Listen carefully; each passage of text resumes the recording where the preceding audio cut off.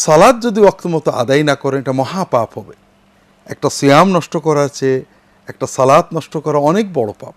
এজন্য কেউ যদি শবে সাদেকের আগে সাহারি খান, শবে সাদেকের কিছুক্ষণ পরে গোসল করে এরপরে সালাতুল ফজর আদায় করেন তাহলে কোনো সমস্যা নেই। এক ভাই প্রশ্ন করেছেন কবিরা গুনাহগুলো সিয়াম নষ্ট করে কিনা, রোজা ভেঙে যায় কিনা কবিরা গুনাহের কারণে। সম্মানিত দর্শক, সিয়ামের দুটো দিক রয়েছে। একটা হলো সাধারণভাবে একদম নষ্ট হয়ে যাওয়া, আর একটা হলো এর সওয়াব, বরকত, উপকারিতা, আল্লাহর সন্তুষ্টি নষ্ট হয়ে যাওয়া। সাধারণভাবে সিয়াম আমরা জানি শবে সাদেক থেকে সূর্যাস্ত পর্যন্ত পানাহার, দাম্পত্য সম্ভোগ এটা থেকে বিরত থাকার নাম সিয়াম। কাজেই এই বিষয়গুলো সিয়াম নষ্ট করে স্বাভাবিকভাবে।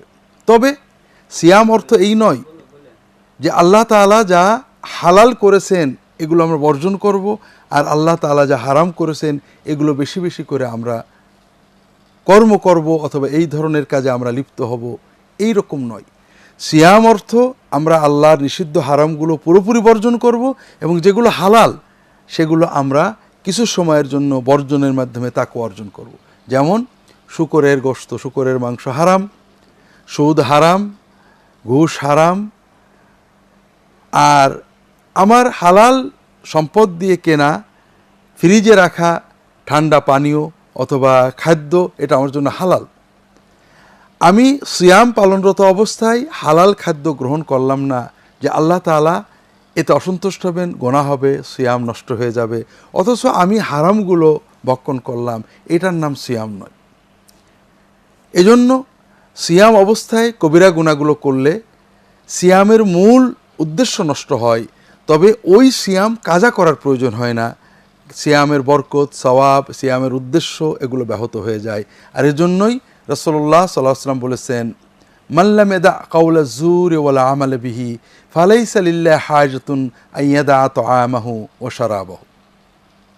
যে ব্যক্তি অন্যায় কর্ম, অন্যায় কথা পরিত্যাগ করতে না পারল, ওই ব্যক্তি শুধু শুধু পানাহার বর্জন করার কারণে আল্লাহ তাআলা আল্লাহর দ্বীনের জন্য, আল্লাহর নৈকট্য অর্জনের ক্ষেত্রে তার কোনো উপকার হলো না।